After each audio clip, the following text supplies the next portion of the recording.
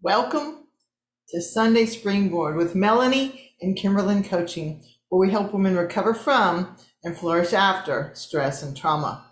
Have you heard the story about the ugly duckling? Let me share my screen and let's talk about that. Okay, so you see our little ugly duckling. So a mama duckling one day, she has her babies and all these little yellow chicks, and somehow, I don't know how this happened, but she has this little gray chick. And this little chick doesn't look like all the rest. Now, I have to tell you, in this story, we're going to believe this family needed some diversity training. However, nobody accepts this poor little guy. He doesn't look like them. They think he's ugly. He feels ugly because he's with all these cute little yellow chicks, and he's gray and he's bigger than they are. And he just does not look like them. And so through the story, we go on with him trying to be accepted, and nobody will accept him. They all think he's ugly.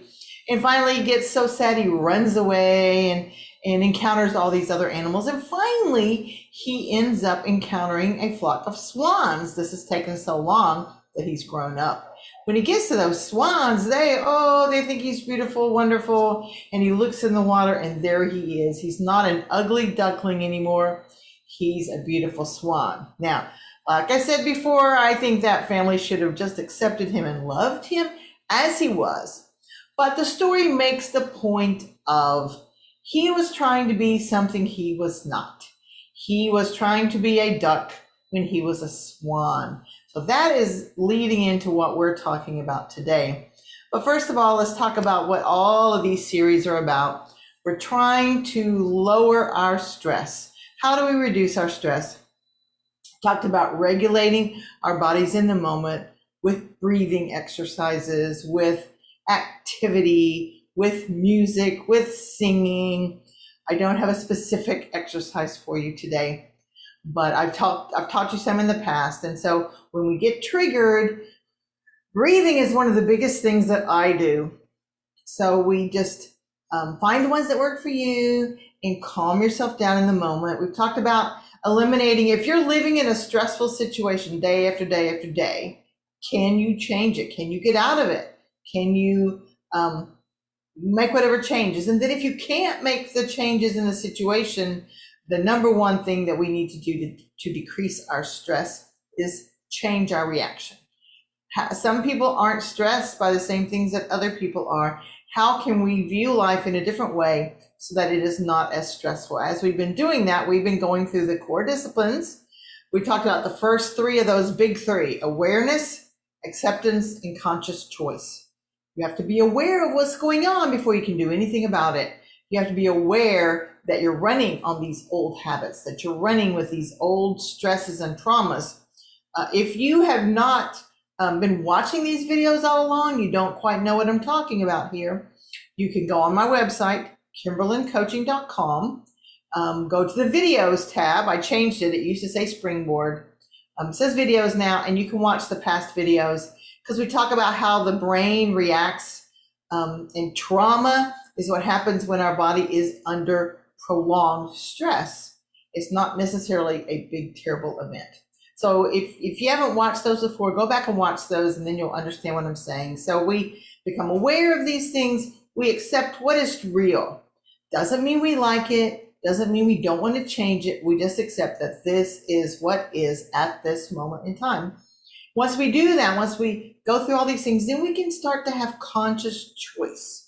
We learn to respond to a situation, not just do a knee-jerk reaction. We can take a few seconds, or if we react at first, and then we can respond later as we grow. It's learning these things aren't an immediate change. It's a slow growth process. And that's why we talk about the next step is actually trusting the process. Trusting that if you're working on these things, you're going to grow, you're going to change. It's not going to come overnight, but it will happen. And don't just try this and that and this and that and jump off the wagon if something that you're trying is not working. Give it a little bit of time, and then if you need to tweak it, you can. But it's all a process. And now we're talking about authenticity. Last week, we just talked a little bit about being ourselves, learning to be who we are. We're going to continue that thought today. So today, our title was No One is Youer Than You.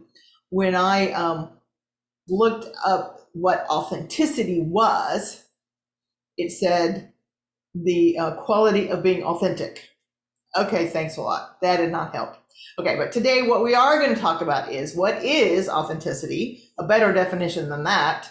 What does it look like when you're living authentically versus when you're not? And then we're going to look about what that causes. Is that what are you living out of power? Are you living in a forced way, trying to force things? So again, when I looked it up, I saw that it said the quality of being authentic, but then I found some synonyms. So here are some words that describe being authentic. If you're being genuine, you're being true, your true self, your actual self. You're sincere. You don't have pretense. You are actual. You're not you're not being a hypocrite. You're being you. Who are you? Now, many of you, if you're like me, if you have been in an abusive or a controlling, which can be abusive relationship, you may not even know who you are, because if you're in one of those kind of relationships, you're going to do one of two things. So we remember that we have our own default way of reacting. And so when we're in the stress of this negative situation where this person is wanting to control us, our default will either be fight, or it could be flight or freeze. So the person whose default is fight, they're not going to let this person walk all over them. They're going to talk back. They're going to react. They might fight. So if it's in a marriage, there may be a lot of fights. They may leave the marriage. If it's a job, they may be arguing. They may be fighting. They may leave the job. They may get fired from the job. But the person who has that default is not probably going to have this problem. But other people like me, and maybe like many of you, our default is more passive. We're more hide, run away maybe, or just freeze. And so when we're with people who are strong, they feel stronger because they're more powerful and demanding, we tend to let ourselves get in the background. So we just want to please the other person. We want to be who they want us to be. You can, if you do that for many years, you can start just forgetting and losing who you are. I did this in both of my marriages. By the time I was done with it, I had no clue who I was. Actually, in my second marriage, he was an alcoholic, and he actually got arrested and went to prison for 4 years, which I was so upset about. I thought, how in the world am I ever going to make it without him? And it actually turned out to be this really great experience, because I had to learn who I was. I still had a relationship with him, but during the week, I had to be me. I had always been, I was someone's daughter, then I was someone's wife, then I was someone's mother, but I was never just me. I had no clue what I liked, what I wanted, and who I really was. During those 4 years, I had to do a lot of work there and find out who am I. And it was a great experience in the long run, even though it wasn't necessarily what I wanted at the time. We're actually going to talk more about that next week, about how do you find out who you are if you don't know. But for right now, let's talk about what is authenticity. So authenticity is being your best self. You may not have ever tried to be your best self. Yours, not somebody else's. It's so easy for us to imitate all the people that we see in the world. In social media, we've got the influencers, we've got the celebrities. And so many times, especially as children, we grew up wanting to be like them. Now, children often want to imitate and be like their parents. None of this is a terrible thing. It can give us ideas of how we want to be, but nobody is just like you. And eventually, your inspiration has to come from within. Nobody can be your best self, and you can't be somebody else's best self. When you spend your time trying to be someone else, trying to be someone you're not, you're going to waste a lot of your time, and you are not going to be enjoying your life to the full. So what happens when you are authentic? You express yourself, your style, your gifts, your talents. There is only one of you in this world, and you are unique. just like a snowflake is unique, our fingerprints are unique. My best friend has twin sons, and if I'd been away for a while, I would come back and would not be able to tell the difference in the two of them. And yet they were still so different. If I talked with them, I could tell the difference in their personality. Even though they were identical twins, they each were still unique. And we are unique. And ideally, we appreciate that and we love that. And we like that we're unique, that we're not like someone else. It's redundant to be someone else. And what you are is needed in this world. The people around you need you, not a clone of somebody else. So Dr. Seuss says it very well. Today you are you. That is truer than true. There is no one alive who is youer than you. So when you're authentic, things fall into place. You create effortless power, or it can even be powerless effort. Things work better when you're not being authentic. It's like trying to put a square peg in a round hole, and things fall into place. Here, this is just a silly little thing, but growing up, as you can tell, I have curly hair, and not super curly, but medium curly, let's say that. When I was growing up in the 70s, the only thing that was popular for hair was straight. Absolutely no, but we had no choice, no individuality. You had to have straight hair or you were not cool. We probably said hip or something, I don't remember. But anyway, I tried everything I could do to have straight hair, and all it did was make my hair look frizzy. I live in Houston, which is very humid. So when I would do all these things to try to make my hair straight, my best girlfriend had long, straight, smooth hair. I wanted her hair so badly. And I did all these things, and all they did was make my hair look frizzy, and it looked awful. I look back at pictures of myself and I'm like, oh my word, this was not a good look. Finally, many years later, I mean, truly, I was probably in my 50s before I actually came to just appreciate my hair and decide to go with it, let it do what it wants to do. Now, I will admit I help a little on the color, but as far as the curls go, as far as the style go, I'm just embracing my curls now and finding hairstyles that go with it. And like it said in our little thing here, it's powerless effort. It works. And I have people all the time comment on my hair. I think they're commenting on the violet color, but still, they comment on my hair and say it looks pretty. Even on days when I think it looks really terrible, people will say things. So now I enjoy my hair. I'm not fighting it. When I was younger, I was fighting it, and it never worked, and it did not do right. So again, what happens when you're not authentic? So when you're trying to put that square peg in a round hole, it doesn't work. When you're trying to fit in to somewhere that you don't, you're coming from a place of force and you're trying to make it happen. Have you ever had this happen? Have you been in a job? Maybe you took the job because it made good money, but you just really did not like it. You tried to do it, you tried to work it, but it just felt wrong. Or have you been in a group of people who loved something, and so you try to love whatever it is they're doing, and you go and you do it, you just don't enjoy it. Doesn't feel right. You're trying to make yourself be something that you're not. That's not to say you can't try new things, but I'm just saying find out what you like, and maybe by trial and error you do that. But if it's something that you find that you're trying to be something that you're not, this is draining to you. It's exhausting. It takes a lot of effort, and it doesn't work. You're never going to actually be someone you're not. People notice it when you're pushing and when you're trying too hard. Have you ever noticed that? Someone, he tries too hard, she tries too hard. People notice it, and they're not attracted to us when we are trying to be someone that we're not. Like I talked to you last week, when I was sharing in a group, and I would always feel like I had shared something so stupid. And afterwards, people will go, oh, we appreciate it so much. I could really relate. And so what I have found through the years is when I'm transparent. I don't have anything to hide. And I just let you see me. I used to think, so people would like me, and I'd always be surprised. Why do you like me? Because I was like, if you knew what was really inside me, People wouldn't really like me. Well, I finally gave that up, and I'm like, what you see is what you get.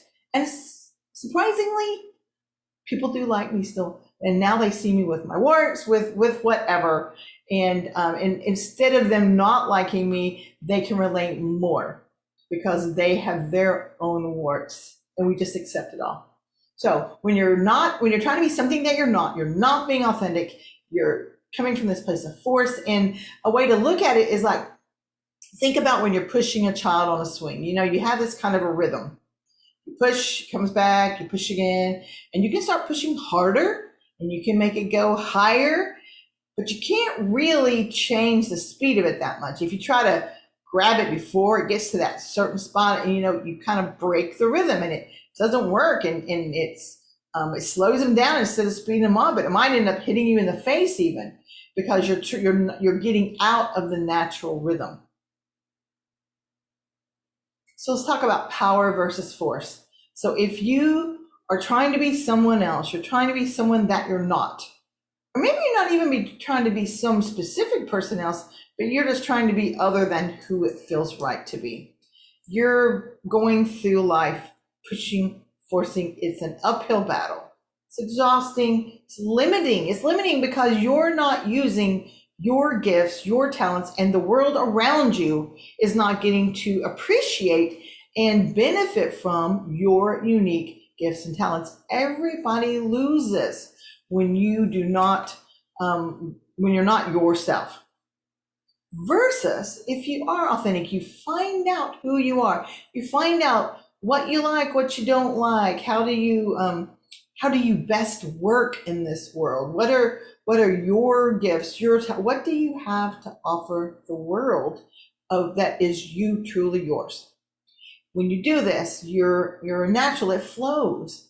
It takes less effort. It takes less trying. I'm not saying it's always easy, but it's definitely a different feel. When you are in your zone, what they call it, your zone of genius, then things work better and they're not so hard and tiring and exhausting as trying to be someone that you're not. When you match your inner self, who you are, how you feel, how you think, what are your defaults for the way you respond in life, what are your character traits, what are your